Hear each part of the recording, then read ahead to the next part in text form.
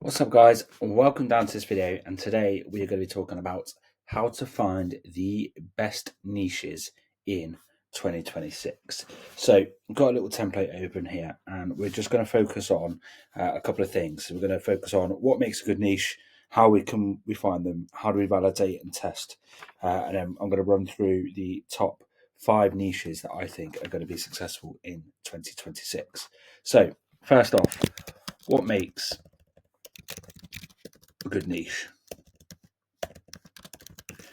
So there are a couple of things that will make a good niche. So we want to just turn this into a bullet list. So the first thing that makes a good niche is they need a high demand for growth. It is absolutely pointless working in a niche that doesn't have a demand for growth or something that is dying. Think of the old street lamp extinguishers. When street lamps used to be candles, when that then switched to electricity, there was zero kind of need for them. So just think about the same things going over and over again. They need to have strong revenue and profit potential. So when we looking at this, it's not just a case of how much money could a business make, it's also how much money is in the profit. So really, ideally, we want to look at businesses that can turn over a lot of money but also keep 25-30% plus profit margins. So yeah, 30+% profit margins minimum. Anything less than this, and you run the risk of, no matter how much money you make the business or how cheap you acquire a customer, when you factor in your fee as well, the business will lose money, and it doesn't make sense for the customer to continue that journey with you, regardless of how good your ads are. They need to be scalable. So if there's something that's got a lot of capped potential and a big revenue roof, absolute no-go. Anything that is an emerging market or a trend. So 2025 has seen a massive rise in AI, and it is still quite an emerging market. It changes every 5 minutes, it seems. So AI could be a really big and massive emerging trend in 2026, and I feel that a lot of businesses are looking to invest in this right now. And ideally, anything that is high ticket. So anything where the customer sells their product for about £1,000 plus per product would be considered high ticket, which could be really good. Is typically really high revenue, really high margins. A lot of people will buy it as well. I know a lot of people say, "Oh, don't have £1,000 to spend on this," but there is a market and an audience for it, and people do spend money. And you've got to remember as well, a niche doesn't have to be niche. So just because you decide to work with just one specific industry, it doesn't mean it has to be a niche industry. For example, if you work within e-commerce and you work within a beauty brand, for example, it doesn't have to be a niche beauty brand where it's like PRP, TRT, GLP-1 treatments or anything like that. It can just be a beauty brand. Same with if you're working in lead generation and you choose a construction niche, it doesn't have to be like specific manufacturers of a set light or something like that. It doesn't have to be niche. It can just be niched in a general kind of sense of the word. So how can we find these?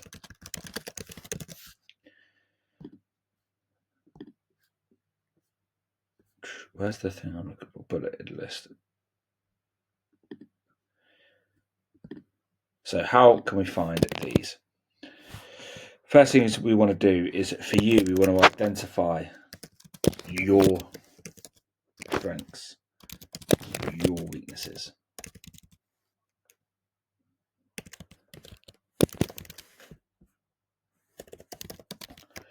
What are your skills and expertise? Okay. What are your passions? Do you have the capability to deliver? So are you able to deliver the results and actually service the clients on the promise that you've sold them on? and also market research. Identifying your ICP,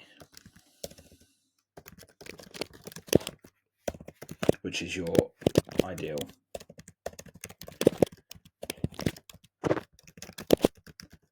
So this is really, really important in terms of how we can identify these. So identifying these points here will help you find what you want. So what are your strengths and weaknesses? What are your skills and expertise? Are you really, really good at running paid ads? Are you a really, really good copywriter? Are you a really, really good email marketer, but you struggle on the graphic design side, or you might struggle on the copywriting side, or the technical know-how of web dev? So you want to play to your strengths and try to build on your weaknesses. So if you are a really, really good, strong media buyer when it comes to ads, but you are absolutely terrible at email marketing, you don't want to build an email marketing offer to your ideal client. That's not gonna work.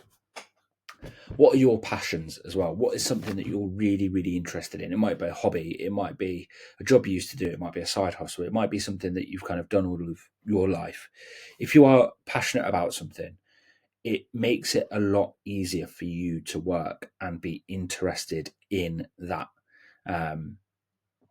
that industry, in that niche, in that business, because you've got a passion for that product or service. Again, do you have the capability to deliver? So can you actually deliver on what your promise is? And then also market research and identifying your ideal customer profile. So what I have here is a resource from a webinar that I put together a little while ago when it decides it wants to load. And this is talking about our ideal customer profile, who it serves and why we matters. So the ideal customer profile, it's essential, essentially, and it matters because it reduces wasted marketing spend. It speeds up the sales cycles for you and your clients, increases client lifetime value. So the longer that you can retain a client, the more money they spend with you, the more money you make, and you develop deeper relationships with your brand. And it improves client satisfaction and referrals as well. A comprehensive ICP goes beyond basic demographics to capture the ideal profile. So here are some of the things that we want to build on and we want to look at. First off, you want to look at the demographics, so age, location, income, job title, marital status, sex, gender, all of those different kind of things. But we also want to look at the firmographics, what their industry, what's average company size, what's the ideal revenue, what are our psychographics? So what are their values? What drives them? What are they kind of core? What is their core belief as well? And then what is their motivation? What's their behavioral side? Do they have buying triggers? What kind of decision-making style are they? Are they a red profile? Are they a blue profile? Are they a green profile? Kind of what is their decision-making style? Is it quick? Is it delayed? Is there an approval process they have to go through to spend the money?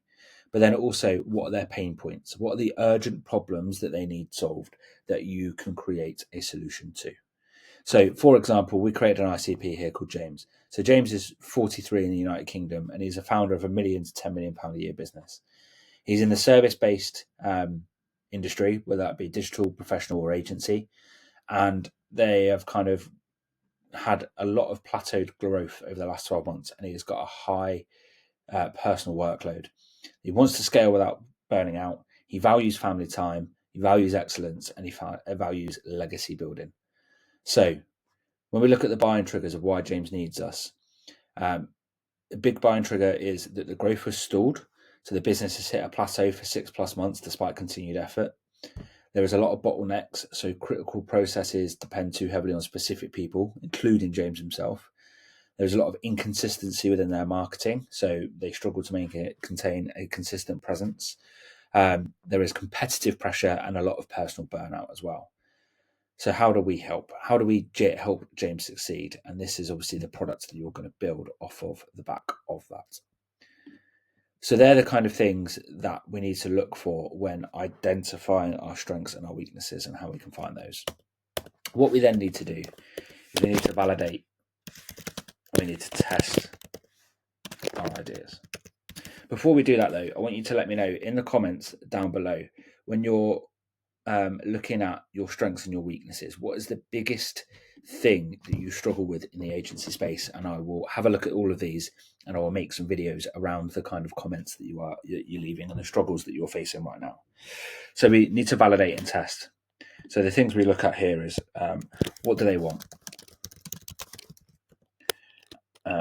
How is the competition? Is it competitive? Is it saturated? And finally, is the market changing?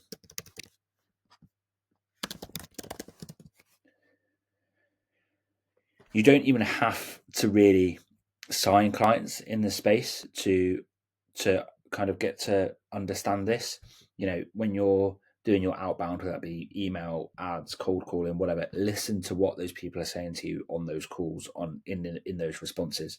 If you're trying to break into a market as well, and you have someone that works in that industry, ask them. Kind of validate and test your ideas. Now, there's a couple of things that I want to talk about next, which are the top 5 industries I think in 2026 that I think are going to really, really boom, and I feel like you can make a lot of money if you can do this right. So the first one is AI enabled, can't spell, professional services.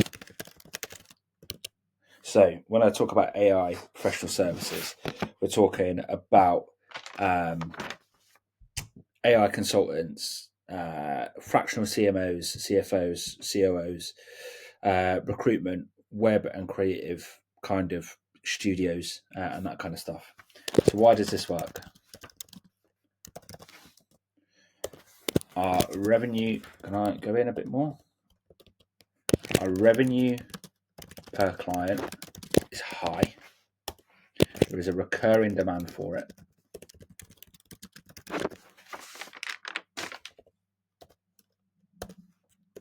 There's a massive surge in businesses wanting these tools, but they don't know how to use don't know how to utilize them. So they will literally pay for your expertise to come in and to build and develop and manage these tools for them. So who are we looking at here? So like I said, we are looking at AI consultants.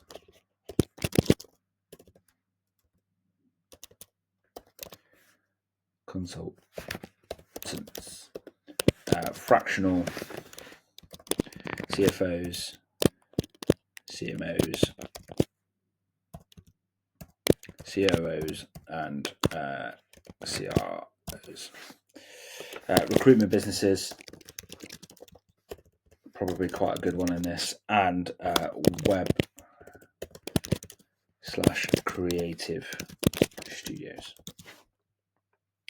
Next, I genuinely believe health/wellness and longevity. Any kind of business within that is going to be really, really blowing up, I think, in 2026. When we look at this and we're looking at why does this work, there is an increasing amount of there is an increasing market in people looking after themselves better. Specifically, post-COVID, there are a lot more people, there are a lot more running clubs. People are focused more on wellness rather than going out drinking every weekend. People are kind of locking in the gym more. More people are running marathons. High rocks is a huge boom in a fitness trend that people are just absolutely loving right now.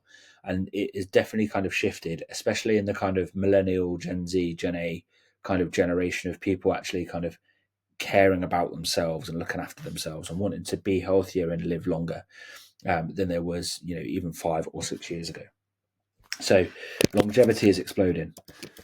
And when we say this as well, we're looking at things like GLP-1 treatments. We're looking at PRP. We're looking at TRT, peptides, all of those different types of things. They are typically cash-based, So there's a lot of margin in cash-based businesses, but also high ticket as well. The average PRP treatment I know could be anywhere from like £250 to £1,000 per course or per session, and they also have a huge lifetime value per customer as well. If typically when people get beauty treatments done, anything like that, any health and wellness treatments, they tend to be quite loyal to one person. You can think about this across the beauty brand as well. Like if you're a woman or if you're a guy watching this and you've got a girlfriend, you tend to just go to one nail tech if you get your nails done or your eyelashes done or whatever. Men, we typically go to just one barber. We don't like to cheat on our barbers as men. And some of the things that we can look at through here. So PRP clinics, private GPs, plus concierge healthcare / lifestyle,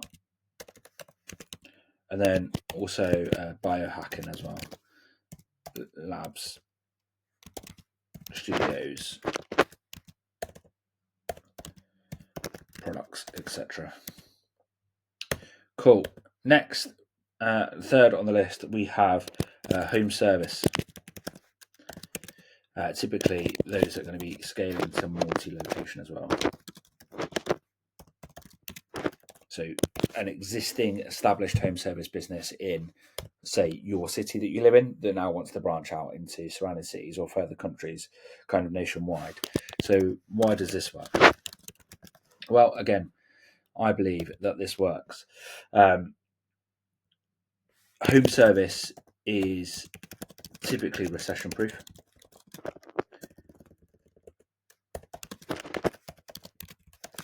Especially more typically, I can't even spell today. It is one of those days where nothing is working in brain. Typically recession proof. If you look at during COVID was probably the biggest financial crash we have ever seen, and we probably, I hope certainly we ever will see. But so many people were having bathrooms done, kitchens done, outbuildings, gardens done, all of that kind of stuff, because they were spending more and more time at home. They will always find the money. You will always be able to raise finance for it, typically. The founders of these types of businesses want growth, but typically they're very hands-on. They're tradesmen. They want growth, but they struggle digitally. And they don't kind of understand how social media works, how search works, how ads work. So it's a really, really great market that you can tap into and say, hey, I know you want this. You're good at what you do. I'm very good at what I do. I'll take care of this. You go and grow the business. Everyone wins. But also they have perfectly productized services as well. So they know what they offer. It follows a set format. They know the margins. They know the revenue. And it is great to do so. So if we were to have a look at some examples of this, we would be looking at solar, HVAC, more so US / Australian markets, roofing, high ticket reno, and Venetian plaster as well. If you haven't ever seen Venetian plastering, it is stunning. I beg you to go and have a look. It is great. Number 4 then, so e-com businesses that use UGC plus Meta / TikTok ads specifically. Why does this work? So if you're running ads and you've kind of been running ads for a little while, you'll understand that Andromeda updates on the Meta algo and the new gem updates as well, which I'm going to try and drop a video on next week, means that 2026 is all about creatives. People have been saying this for ages. We've kind of had this theory that creative is going to be key, and it has been key in scaling for a while. But the new Andromeda update has really, really kind of solidified that for us. Brands typically rely on agencies to scale, and it's very easy to niche down at these as well. So you can get one specific kind of niche, and you can niche down on that super easy. So, for example, we could look at beauty and skincare, home decor, tying into our last one, athleisure. Everyone just wears fucking leggings nowadays. And then also supplements as well. So there's an argument for supplements where people are, oh, it's dead. You know, people are kind of not buying, the margins are too shit. So I want to show you something. So up here, we talked about, you know, health, wellness, and longevity. That is one of the, you know, big niches for 2026. People who say supplements are dead are dumb. So this account, where have I gone? So this account right here, sorry, I just had to blur out the business name. So this account right here is one of our supplement clients. We've been running with these guys since the 3rd of October, so just over 6 weeks-ish. So far, we've spent £856, 65p. Average purchase value of £77.36. We've got an average ROAS of 23, and we have converted £19,726.34p worth of business so far. So anyone who tells you that the supplement industry is dead is just chatting shit. They just don't know how to run ads in an industry. Anyone who tells you any industry is dead just doesn't know how to run ads in a set industry. So I feel like that's going to be a really big emerging market for us as we're coming through. And then number 5 is B2B SaaS. Oh, I've already done it. So B2B SaaS. So this is software. If you don't know what this is, it's software as a service. So think of Go High Level, for example, Notion as an example. Especially, oh, I've frozen. That's very helpful. Especially AI SaaS. So, why does this work? SaaS always needs marketing to grow.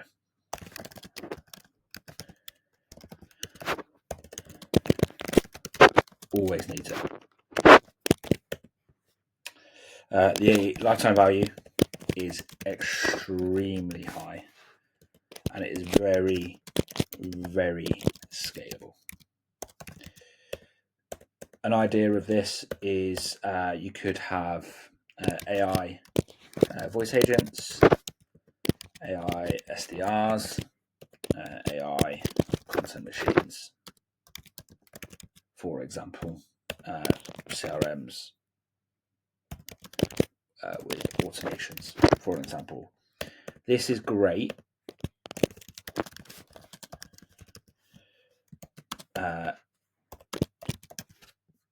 Paid acquisition,